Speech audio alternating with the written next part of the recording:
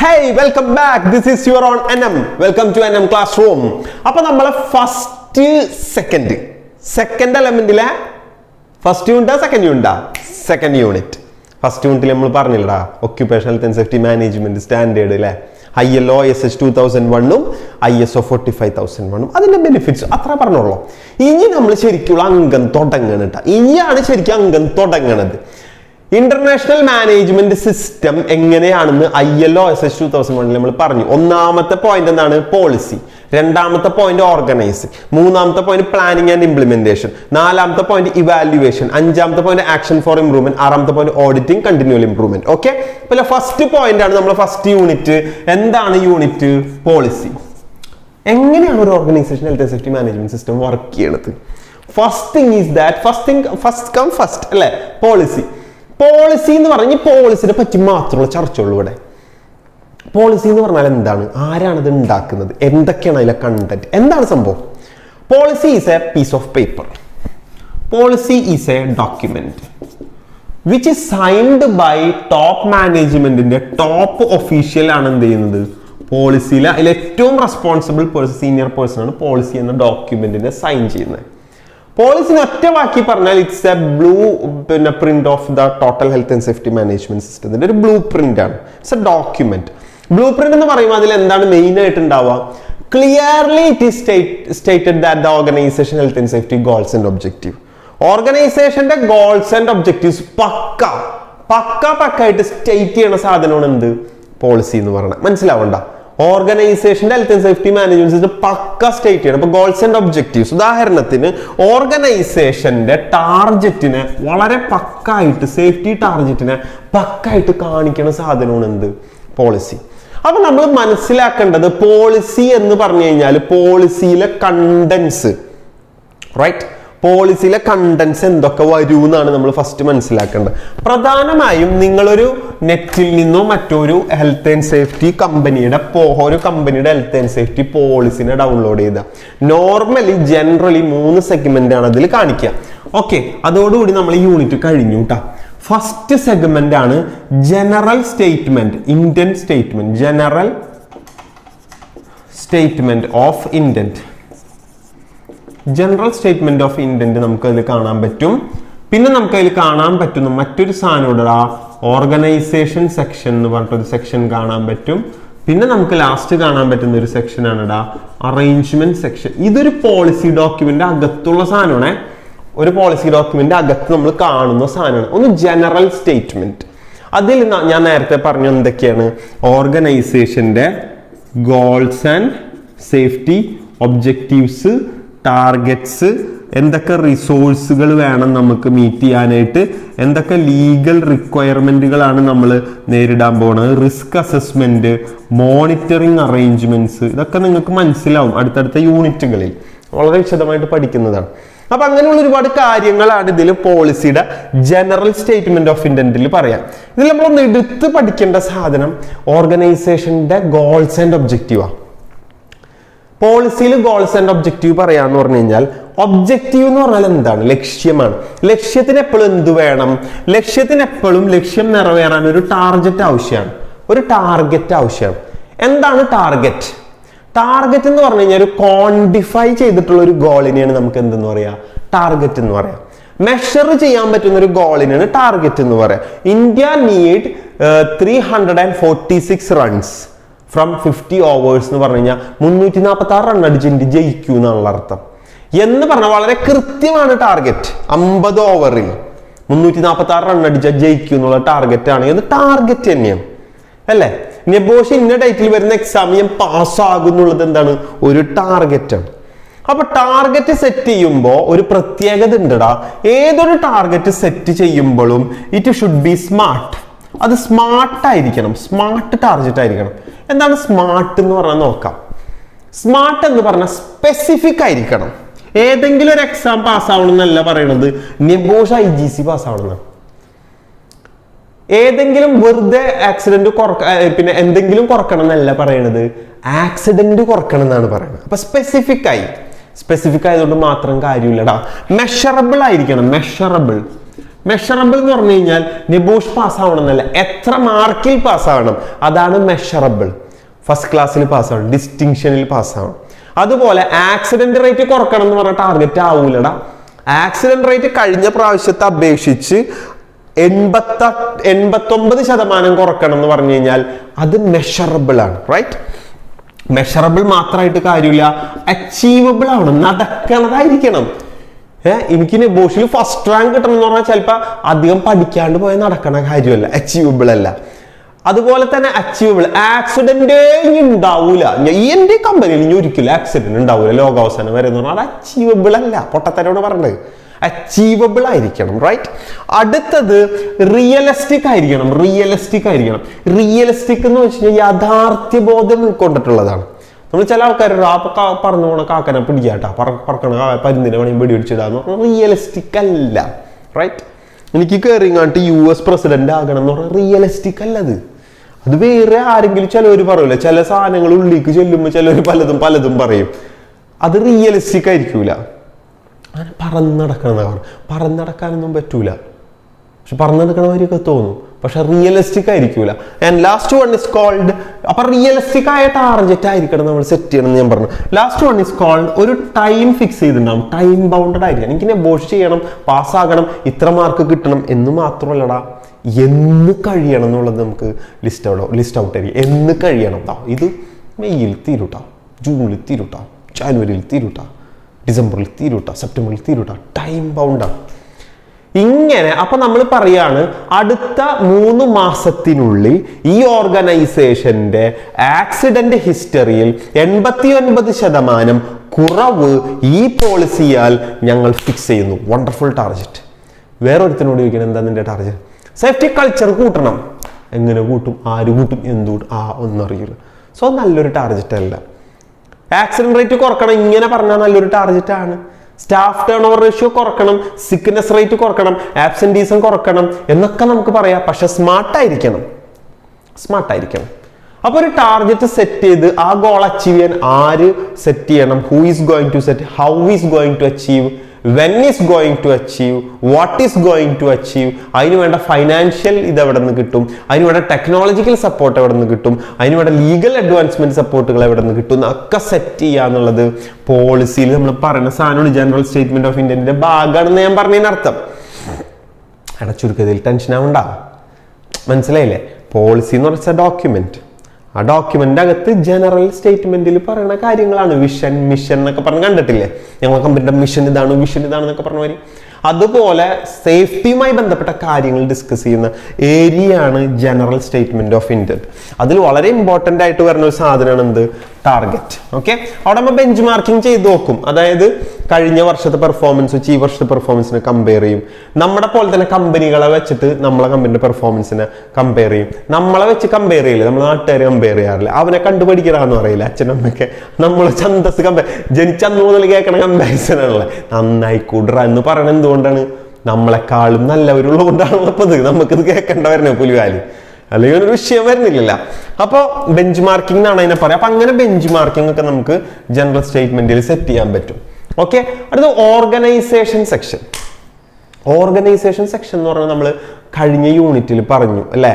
Organising, designing, assigning roles and responsibilities to all levels of organisation. MDയുടെ റോളായിരിക്കില്ല, managing ഡയറക്ടറുടെ റോളായിരിക്കില്ല മിഡിൽ മാനേജർക്ക്, അയാളുടെ റോളായിരിക്കില്ല സ്റ്റാഫിന്, അവരുടെ റോളല്ല ഹെൽത്ത് ആൻഡ് സേഫ്റ്റി സ്പെഷ്യലിസ്റ്റിന്. ഓരോരുത്തരുടെ സേഫ്റ്റി റോൾസും ഡിഫറെൻ്റ് ആണ്.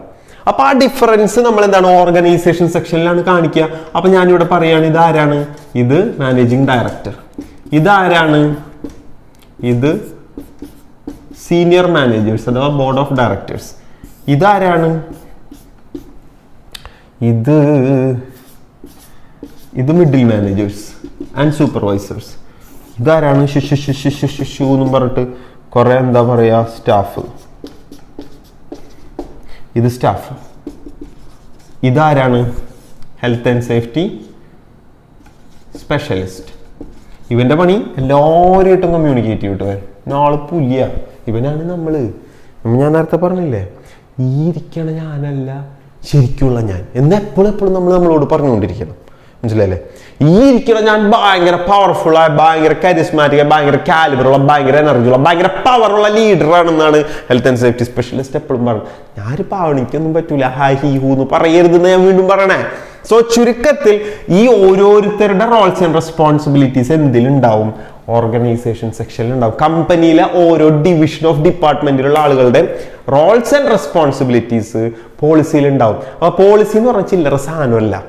പോളിസി എന്ന് പറഞ്ഞാൽ written document all about the organisation health and safety. Clear?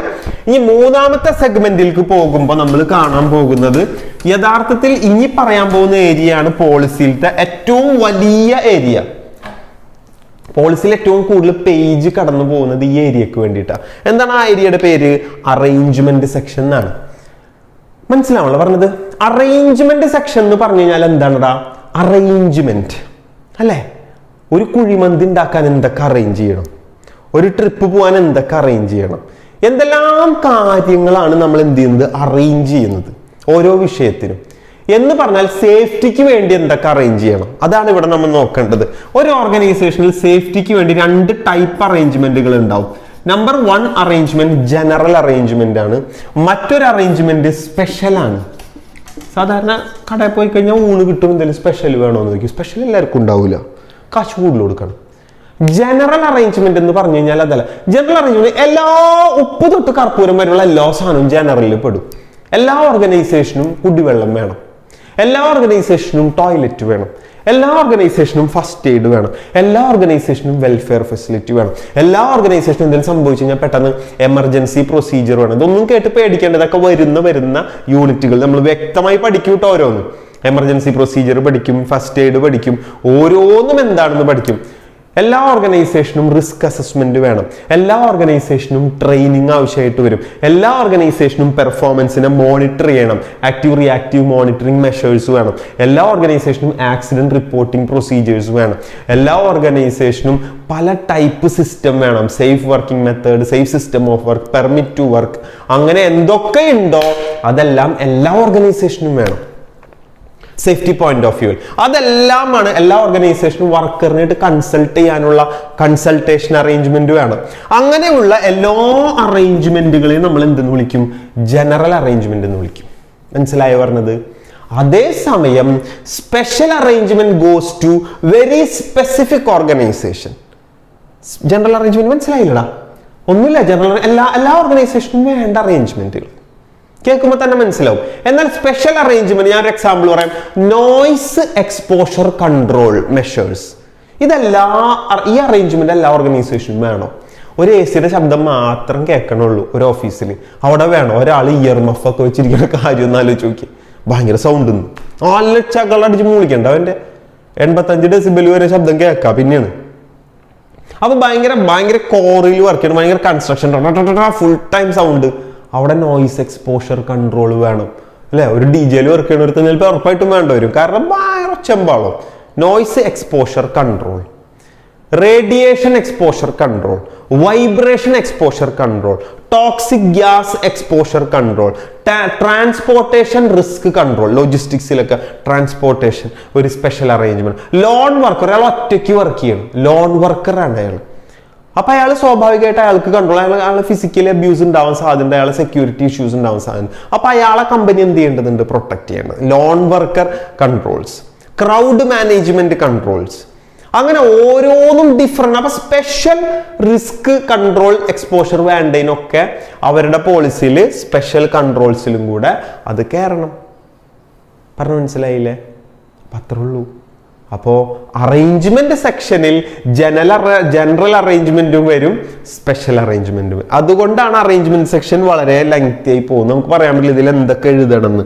കാരണം ജനറലി എല്ലാത്തിനും വേണ്ട അറേഞ്ച്മെന്റ്സ് ഇവിടെ വേണോടാ. മറ്റേതിൽ സ്പെഷ്യൽ കുറച്ചുണ്ടാവുള്ളൂ. സ്പെസിഫിക് ആയിട്ട് നമ്മുടെ കമ്പനിയുടെ എന്താണ്? ഇപ്പോൾ ഉദാഹരണം മാനുവൽ ഹാൻഡ്ലിംഗ് ആണ്, വെയിറ്റ് ലിഫ്റ്റിംഗ് ആണ്. അപ്പോൾ ഉറപ്പായിട്ടും അവിടെ മാനുവൽ ഹാൻഡ്ലിംഗ്, ലോഡ് ക്യാരിങ്, അതിനുള്ള അറേഞ്ച്മെന്റ് ആവശ്യമാണ്. മസ്കുലോസ്കെലിറ്റൽ മസിൽസുമായി ബന്ധപ്പെട്ട ഡിസോർഡേഴ്സിനുള്ള അതിന് പ്രിവെന്റ് ചെയ്യാനുള്ള അറേഞ്ച്മെന്റ് ആവശ്യമാണ്. മെക്കാനിക്കൽ ഇതാണെങ്കിൽ മെക്കാനിക്കൽ ലോഡ് ലിഫ്റ്റിങ്ങിനുള്ള അറേഞ്ച്മെന്റ് ആവശ്യമാണ്. സ്പെസിഫിക് ആണ്, സ്പെഷ്യൽ ആണ്. അപ്പൊ ചുരുക്കത്തിൽ ഇത്രേ ഉള്ളൂ. ഹെൽത്ത് ആൻഡ് സേഫ്റ്റി പോളിസിയുടെ കണ്ടൻസ് എന്ന് പറഞ്ഞു കഴിഞ്ഞാൽ, പോളിസിയുടെ അകത്ത് വരുന്ന കണ്ടൻസ് എന്ന് പറഞ്ഞു കഴിഞ്ഞാൽ ഇത്ര ഉള്ളൂ. General statement of intent, organisation section, arrangement section. General arrangement, special arrangement. ഞാൻ വീണ്ടും പറയേണ്ടതൊന്നും കേട്ട് നിങ്ങളെ തല ഇതാവണ്ട, ഐസ് ആവണ്ട, ബ്രേക്ക് ആവണ്ട. കോൺസെപ്റ്റ് മനസ്സിലായി, ഞാൻ പറഞ്ഞ മനസ്സിലായില്ല. പോളിസി എന്ന് പറഞ്ഞ ഡോക്യുമെന്റ് വരുന്നു, ആ ഡോക്യുമെന്റിൽ കുറച്ച് അറേഞ്ച്മെന്റ്സ് വരുന്നു. Yes, policy, general statement, organisation, അവരുടെ റെസ്പോൺസിബിലിറ്റി, അറേഞ്ച്മെന്റ് സെക്ഷനിൽ ജനറൽ, സ്പെഷ്യൽ. ഇത്ര വന്നാൽ മതി, അല്ലാണ്ട് ഫുള്ള് പോയിന്റ് ഒന്നും വരെ എന്താണ് ഈ സാധനം എന്നുള്ള വന്നാൽ മതി. ബാക്കി എന്നെ പൊളിക്കും. എക്സാമിന്റെ അന്ന് 24 hours നമ്മൾ ഉറങ്ങാണ്ട് കട്ടക്കി റെഡ് ബുളും കുടിച്ച് കൂടുണ്ടാവൂട്ട. അപ്പൊ ഫയറിൽ നമ്മൾ ഉണ്ടാവണം, ഓരോ പോയിന്റുകളും ഇങ്ങനെ നമ്മൾ ഉള്ളിൽ വരണം. പിന്നെ നമ്മൾ ടെക്സ്റ്റ് ബുക്ക് വീണ്ടും വീണ്ടും വായിക്കണം. പേടിക്കാനൊന്നുമില്ല. Okay, nothing to worry about. നമ്മൾ ഇവിടെ ഉള്ളപ്പോ പിന്നെ എന്തിട്ട് തേങ്ങ പേടിക്കാനുള്ള. ഓക്കെ, വെട്ടിടൂ എന്ന് പറഞ്ഞാൽ വെട്ടിടും. ആ ഫയറിൽ നമ്മൾ ഉണ്ടായാൽ മാത്രം മതി. ഇനി ഇതിലൊരു ചെറിയ ഒരു പോർഷനും കൂടെ, ലാസ്റ്റ് പോർഷൻ ഈ യൂണിറ്റിലത്തെ, അതെന്താണെന്നറിയോ? പോളിസി നമ്മൾ ഉണ്ടാക്കി, ബ്ലൂ പ്രിന്റ് എന്നും പറഞ്ഞിട്ട് സോളിഡ് ആയ ഒരു സാധനം ഉണ്ടാക്കി. സോളിഡ് ആവാൻ പാടില്ല, അതാണ് പ്രശ്നം. ഫ്ലെക്സിബിൾ ആവണം. പോളിസി ഉണ്ടാക്കിയോ, കഷ്ടപ്പെട്ട് ഉണ്ടാക്കിയോ, ഇനി അത് മാറ്റൂല, അതങ്ങനെ ഇരിക്കും. അതിലൊരു പോയിന്റ് പോലും മാറ്റാൻ വെട്ടിത്തിരുത്താൻ ഞാൻ സമ്മതിക്കൂല എന്ന് പറഞ്ഞു കഴിഞ്ഞാലേ അവനെടുത്ത് ആദ്യം പുറത്തേക്ക് ഇടണം. കാരണം ഇത് മനുഷ്യനെ എഴുതിണ്ടാക്കിയ സാധനമാണ്. ഉറപ്പായിട്ടും it will not remain static, it is not rigid. ഇതൊരിക്കലും റിജിഡായി ഇങ്ങനെ നിൽക്കരുത്, ബലം പിടിച്ച് നിൽക്കരുത്. ഇത് സ്റ്റാറ്റിക് ആയി നിൽക്കണല്ല, ഇത് over period of time flexible ആയി മാറേണ്ട സാധനമാണ്. അപ്പൊ ഒരു പോളിസി റിവ്യൂ ചെയ്യേണ്ടത് എപ്പോഴൊക്കെയാണ്? റിവ്യൂ രണ്ടാമതൊന്നും തിരിഞ്ഞു നോക്കി അതിൽ വേണ്ട മാറ്റം വരുത്തേണ്ട, അപ്ഡേറ്റ് ചെയ്യേണ്ടത് എപ്പോഴൊക്കെയാണ്? ഒരു പോളിസി അപ്ഡേറ്റ് ചെയ്യേണ്ടത് സാധാരണഗതിയിൽ നോക്കാം, ഇവിടെ നോക്കാം. When having A technological change, tech change വരുമ്പോൾ നമ്മൾ ഉപയോഗിച്ചിരുന്ന ടെക്നോളജി കൊണ്ട് മാറ്റി. ഉറപ്പായിട്ടും നമ്മൾ ഉണ്ടാക്കിയ പോളിസിയിൽ ഓൾഡ് ടെക്നോളജിനെ പറ്റിയിട്ട് എഴുതിയിട്ടുള്ള, അതിന്റെ ഹസാർഡ് കൺട്രോൾ മെഷർ എഴുതിയിട്ടുള്ളേ, അതിന്റെ അറേഞ്ച്മെന്റ് ആണ് എഴുതിയിട്ടുള്ളത്, അതിന് വേണ്ട ആളുകളുടെ റെസ്പോൺസിബിലിറ്റി ആണ് എഴുതിയിട്ടുള്ളത്. പറ്റൂല. അതിന് വേണ്ട ടാർഗറ്റ് ആണ് എഴുതിയത്. പറ്റൂല, മാറ്റണം. സോ ടെക്നോളജിക്കൽ ചേഞ്ച് ഉണ്ടാവുമ്പോൾ മാറ്റണം. ഓർഗനൈസേഷണൽ ചേഞ്ച് എന്ന് പറഞ്ഞ ഓർഗനൈസേഷന്റെ പേഴ്സൺസ് മാറി, കീ പേഴ്സൺസ് മാറി. പോളിസി ഉണ്ടാക്കിയ ടോപ്പ് മാനേജ്മെന്റ് അങ്ങോട്ട് മാറി. പിന്നെ ആ പോളിസി വാലിഡ് അല്ലല്ലോ. പുതിയ ടീം വന്ന് പുതിയ പോളിസി ഉണ്ടാക്കണ്ടേ? ആ പോളിസി വെച്ചുകൊണ്ടിരുന്നിട്ട് പിന്നെ വർക്ക് ചെയ്ത പറ്റൂല. Organisational change. ദെൻ അടുത്ത ചേഞ്ച് ലീഗൽ ചേഞ്ച്. ലീഗൽ നിയമം മാറിയിട്ട് ഞാൻ പോളിസി വെച്ചുകൊണ്ടിരുന്നു കഴിഞ്ഞാൽ 8 നിലക്ക് ഫൈനെ പഠിച്ചു നോക്കിച്ചാൽ മതി. ആ പോളിസി ആ നിയമത്തിന് പോലും എതിരായി മാറും. സോ അവിടെ ചെന്ന് നിയമത്തിനനുസരിച്ചിട്ട് തിരുത്തണം. എൻഫോഴ്സ്മെന്റ് സജസ്റ്റ് ചെയ്തു. എൻഫോഴ്സ്മെന്റ് ടീം വന്നിട്ട് എന്ത് ചെയ്തു? ആക്ഷൻസ് ഉണ്ടായി. കമ്പനിക്ക് ഒരു എൻഫോഴ്സ്മെന്റ് ആക്ഷൻ ഉണ്ടായി, കംപ്ലീറ്റ് ഒരു ഫൈൻ എന്തെങ്കിലും കിട്ടാൻ നിൽക്കുന്നു. പോളിസിയിലും പോയിട്ട് ചിലപ്പോൾ എന്ത് ചെയ്യേണ്ടി വരും? മാറ്റേണ്ട വരും. Requested by a third party. നിങ്ങളോട് ഒരു തേർഡ് പാർട്ടി റിക്വസ്റ്റ് ചെയ്തു. തേർഡ് പാർട്ടി എന്ന് വെച്ചാൽ റോട്ടിൽ കൂടെ പോകണം, നമ്മ ബൈക്ക് എടുത്ത് പോകുമ്പോൾ എങ്ങനെണ്ടാ പോണത് എന്ന് ചോദിക്കണ ആളല്ല, ചേട്ടനല്ല തേർഡ് പാർട്ടി. നമ്മുടെ പ്രൈം കസ്റ്റമേഴ്സ് ഉണ്ടാവും, മില്യൺസ് നമ്മൾക്ക് ക്ലയന്റ് ആയിട്ട് വരുന്ന കസ്റ്റമർ ഉണ്ടാവും, ഇൻഷുറൻസ് കമ്പനി ഉണ്ടാവും, നമ്മുടെ പബ്ലിക് അഡ്വൈസേഴ്സ് ഉണ്ടാവും. ഇവരൊക്കെ നമ്മളെ ബിസിനസ്സിനെ ഒബ്സർവ് ചെയ്തിട്ട് അവർ പറയുമ്പോൾ ചിലപ്പോൾ നമ്മളെ പോളിസിയിൽ കയറി ഫ്ലെക്സിബിലിറ്റി ഉണ്ടാവുക എന്നുള്ളതാണ് ഏറ്റവും വലിയ സാധനം. ഒരു സ്ട്രക്ചർ ഉണ്ടാക്കി വെച്ചാൽ അതിൽ തന്നെ നിൽക്കലല്ല, അതിൽ ഫ്ലെക്സിബിലിറ്റി ഉണ്ടാവില്ല. ദെൻ അടുത്തത് പിന്നെ വർക്കേഴ്സ് പറയുന്നു. വർക്കേഴ്സിനോട് കൺസൾട്ട് ചെയ്തു. വർക്കേഴ്സിനോട് കൺസൾട്ട് ചെയ്ത് ഏറ്റവും ഡൗൺ ഫ്ലോറിലുള്ള ഒരു ലേബർ ആയിരിക്കും ചിലപ്പോൾ പറയാം, ഈ പോളിസി സാറേ ഇതിലുള്ള ഈ പോളിസി പാലിക്കാൻ ഭയങ്കര ബുദ്ധിമുട്ടാണ്, നമുക്കിത് ഇങ്ങനെ ഒന്ന് ചെയ്തുകൂടെ എന്ന് നോക്കുമ്പോൾ നമ്മളെ ഈഗോ വെച്ചിട്ട് അവനൊരു ലേബർ വെറും 750 ദിർഹംസ് സാലറി വാങ്ങണം, അവൻ പറഞ്ഞ ഞാൻ കേൾക്കണം അല്ലട്ടാ. ചിലപ്പോൾ അവൻ്റെന്നായിരിക്കും ഇവിടെ മറ്റേ ഇതുണ്ടല്ലോ, എന്താ പറയാ, ഇതുണ്ടല്ലോ, എന്താണ് കുപ്പത്തൊട്ടിന്നാണ് മാണിക്കുണ്ടാവുക എന്ന് പറയൂലേ, ചെളിക്കുണ്ടിലാണ് താമര ഉണ്ടാവാന്ന് പറയൂല, അത്രയും ആഴത്തിലുള്ള വേരുകൾ ഉണ്ടാവും ചില മനുഷ്യന്മാരെ വാക്കുകൾക്ക്. അപ്പൊ അത് നമ്മൾ ഒരിക്കലും തട്ടിക്കളയാൻ പാടില്ല. സോ വർക്കേഴ്സ് കൺസൾട്ടേഷൻ വെച്ചിട്ട്. ദെൻ അതുപോലെ തന്നെ എന്താ പറയാ, നേരത്തെ പറഞ്ഞു legal change, enforcement action, over period of time. സമയം മാറുന്നതിനനുസരിച്ച്, സമയം മാറ്റമില്ലാത്ത ഒന്നിന് മാത്രമേ ഉള്ളൂ, മാറ്റത്തിന് മാത്രമേ മാറ്റില്ലാണ്ടിരിക്കുള്ളൂ. നമ്മളും മറ്റുള്ളവരും എല്ലാവരും മാറിക്കൊണ്ടിരിക്കണം. സോ പോളിസിയും ഉറപ്പായിട്ടും എന്ത് ചെയ്യണം? മാറിക്കൊണ്ടിരിക്കണം. ക്ലിയർ ആയ? Then policy is no longer effective. നമുക്ക് തോന്നുകയാണ് നോട്ട് ഇഫക്റ്റീവ്, നമ്മൾ ചെയ്തു വെച്ചിട്ടുണ്ട് പോളിസിയൊക്കെ അടിപൊളിയായിട്ട്, പക്ഷെ നമുക്കത് അപ്ലൈ ചെയ്യാൻ പറ്റുന്നില്ല, അല്ലെങ്കിൽ അപ്ലൈ ചെയ്തപ്പോൾ അത് ഇഫക്റ്റീവ് ആവണില്ല എന്ന് തോന്നി. അപ്പോഴൊക്കെ എന്ത് ചെയ്യണം? മാറ്റണം. ഇനി അത് പോരാണ്ട് ആക്സിഡൻസും ആബ്സെന്റീസും ഒക്കെ നമ്പർ ഓഫ് ഇൻസിഡൻസ് ഇങ്ങനെ കൂടി ഉണ്ടായി വരികയാണ്. അപ്പൊ ഈ പോളിസിയിൽ എവിടെയോ റോങ് ഉണ്ട്, അപ്പോഴും എന്ത് ചെയ്യണം, മാറ്റണം. ഇങ്ങനെ എന്തൊക്കെ സാഹചര്യങ്ങൾ ഉണ്ടോ അപ്പോഴൊക്കെ നമ്മൾ പോളിസി റിവ്യൂ ചെയ്യണം എന്നാ പറഞ്ഞേ. ഇതിനർത്ഥം ഈ ക്വസ്റ്റ്യൻ ആൻസർ ഇങ്ങനെ കാണാപ്പാടം പഠിച്ചു വെക്കണം എന്നല്ല ഞാൻ ഈ പറഞ്ഞേ. സിനാരിയോ ഒന്ന് എടുത്ത് എഴുതാൻ പറ്റണം. മനസ്സിലായില്ലേ പറഞ്ഞത്? ഡോണ്ട് വറി, സിനാരിയോ നമ്മൾ ഡിസ്കസ് ചെയ്യും. നമ്മളൊരു മോഡൽ സിനാരിയോ ഡിസ്കസ് ചെയ്യേണ്ട ആൻസേഴ്സും ക്വസ്റ്റ്യൻസും ഒക്കെ ഡിസ്കസ് ചെയ്ത് പൊളിച്ചടക്കൂട്ടാ. ഒന്നും വിചാരിക്കണം, ഫുൾ ടൈം ഇങ്ങനെ പറന്ന് നടക്കണം. മനസ്സിലാവണ്ട? ഫുൾ ടൈം ആ എനർജി പവറിൽ നമ്മൾ നിൽക്കണം. ഞാനിത് വീണ്ടും വീണ്ടും പറയാൻ കാരണം നീ ബോസ് എന്ന് പറഞ്ഞാൽ അങ്ങനെ ഇടിക്കേണ്ട സാധനവും ആ ലെവലിൽ പെടക്കേണ്ട സാധനവും. അപ്പൊ ആ ലെവലിൽ പെടക്കാനുള്ള ഫയർ, ആ ലെവലിൽ പറക്കാനുള്ള ട്രിഗർ, സ്പാർക്ക് നമ്മുടെ ഉള്ളിൽ ഉണ്ടെങ്കിൽ a small matchstick is enough to be fired 1,100 trees. ആയിരക്കണക്കിന് 10,000കണക്കിന് മരങ്ങളെ തീയിടാനായിട്ട് ഒരൊറ്റ തീപ്പെട്ടിക്കൊള്ളിക്ക് പറ്റും. അങ്ങനത്തെ ഒരു ഫയർ നമ്മുടെ ഉള്ളിൽ നിന്ന് ജനിച്ചു കഴിഞ്ഞാലുണ്ടല്ല, ബോഷ് എക്സാം ഒന്നും പിന്നെ ഒരു തേങ്ങയല്ല. ആകെപ്പാടെ വേണ്ടത് 45 മാർക്കാണ് 100-ൽ അല്ലെ. 45 അല്ല, 65 അല്ല, 75 മാർക്ക് മേടിച്ചിരിക്കുന്നുള്ള ദൃഢപ്രതിജ്ഞയിൽ മുന്നോട്ട് പൊക്കോ. NM കൂടുണ്ട് ട്ടാ. അടുത്ത എലമെന്റുകളിലേക്കൊക്കെ NM വരും. എലമെന്റ് 3 ഒരു വലിയൊരു എലമെന്റ് കിടപ്പുണ്ട്, എലമെന്റ് 4 തരക്കേടില്ലാത്തൊരു എലമെന്റ് കിടപ്പുണ്ട്. അപ്പൊ നമ്മൾ ജസ്റ്റ് സ്റ്റാർട്ട് ചെയ്തു, 2 എലമെന്റ് കഴിഞ്ഞു. So be happy about it. ഇത്രയും നമ്മൾ ട്രാവൽ ചെയ്തതിൽ ഭയങ്കര ഹാപ്പി ആയിട്ടിരിക്കുക. കാരണം ഹാപ്പിനെസ് കൂടുന്തോറും എന്താ സംഭവിക്കാന്ന് വെച്ച് കഴിഞ്ഞാൽ നമ്മളെ ഫയർ കൂടും. പേടിച്ചിരുന്നു അയ്യോ പത്തൊന്നും വിളിക്കേണ്ട ഒരു കാര്യമില്ല. So because I am here to make you pass. Believe me, trust me, I will make you pass. Okay? അപ്പൊ തൽക്കാലം നമ്മൾ എലമെന്റ് 2 തീർന്നു കേട്ടാ. പോളിസിയിൽ 3 section, general statement of intent, organisation section, arrangement section. അതിൽ 2 general arrangement, special arrangement. Review of policy പല സമയം വരുമ്പോൾ പോളിസി റിവ്യൂ ചെയ്യണം. So once again thank you so much. I can no longer wait to see you for the next session, element 3, and we'll be there. Until then, goodbye. Thank you so much.